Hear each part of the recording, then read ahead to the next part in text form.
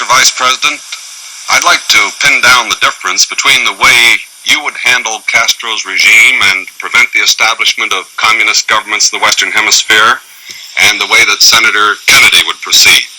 Vice President Nixon, in what important respects do you feel there are differences between you, and why do you believe your policy is better for the peace and security of the United States in the Western Hemisphere?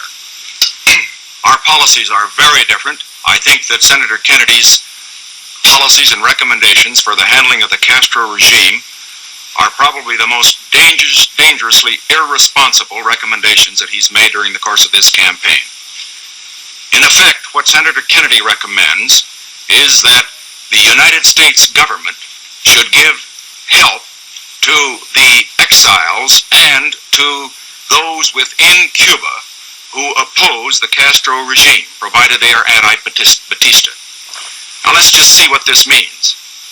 We have 5 treaties with Latin America, including the one setting up the Organization of American States in Bogota in 1948, in which we've agreed not to intervene in the internal affairs of any other American country, and they as well have agreed to do likewise.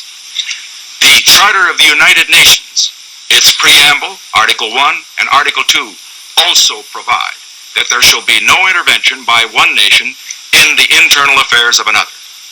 Now, I don't know what Senator Kennedy suggests when he says that we should help those who oppose the Castro regime, both in Cuba and without.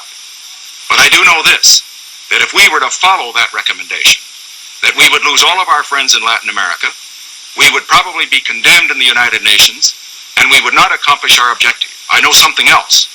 It would be an open invitation for Mr. Khrushchev to come into Latin America and to engage us in what would be a civil war, and possibly even worse than that. This is the major recommendation that he's made. Now, what can we do? Well, we can do what we did with Guatemala.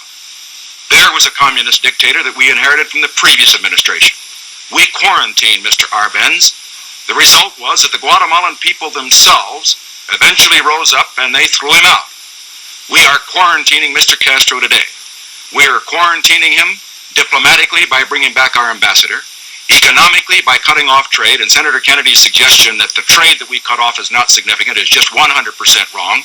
We are cutting off the significant items that the Cuban regime needs in order to survive.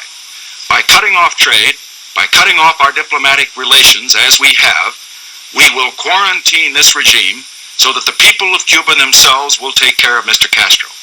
But for us to do what Senator Kennedy has suggested would bring results which I know he would not want, and certainly which the American people would not want. Mr. Nixon shows himself misinformed. He surely must be aware that most of the equipment and arms and resources for Castro came from the United States, flowed out of Florida and other parts of the United States to Castro in the mountains. There isn't any doubt about that, number one. Number two, I believe that if any economic sanctions against Latin America are going to be successful, they have to be multilateral. They have to include the other countries of Latin America.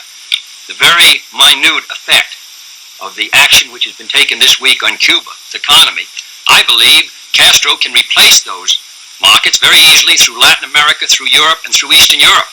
If the United States had stronger prestige and influence in Latin America, it could persuade, as Franklin Roosevelt did in 1940, the countries of Latin America to join in an economic quarantine of Castro. That's the only way you can bring real economic pressure on the Castro regime, and also the countries of Western Europe, Canada, Japan, and the others.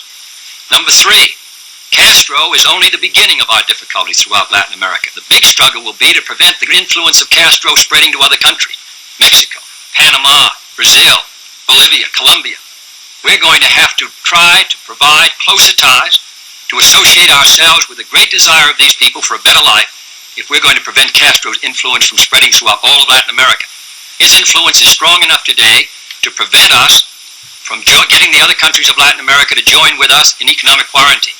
His influence is growing, mostly because this administration has ignored Latin America. You yourself said, Mr. Vice President, a month ago, that if we had provided the kind of economic aid 5 years ago that we are now providing, we might never have had Castro. Why didn't we? John